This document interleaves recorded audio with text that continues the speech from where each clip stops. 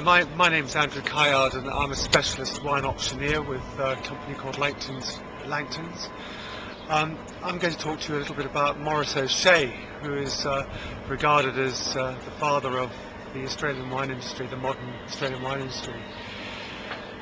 He was the son of an Irish publican and a French woman, and was educated at Riverview College in Sydney.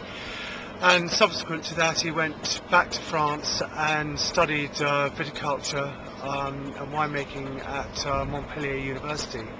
And after that, he came back to Australia, and with his parents bought this vineyard in the Hunter Valley, in the lower Hunter Valley, on a hillside called Mount Pleasant, a vineyard that was planted by Charles King in 1880.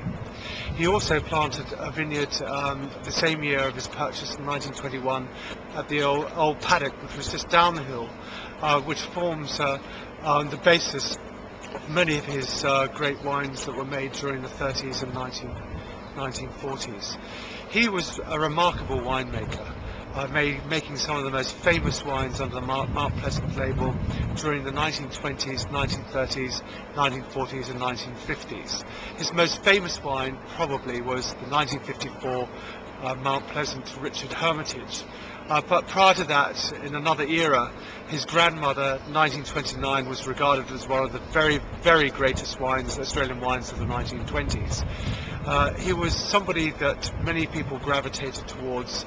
The fledgling fine wine consumer used to drive up and buy his wines from the cellar door and share in various meals that Maurice O'Shea would cook over a stove, bearing in mind in those days that electricity, etc., wasn't available in the Hunter Valley. Anyway, he's one of the greatest winemakers of the modern era, and there is an award that is given every couple of years called the Maurice O'Shea Award to the person who profoundly shows leadership or innovation within the Australian wine industry.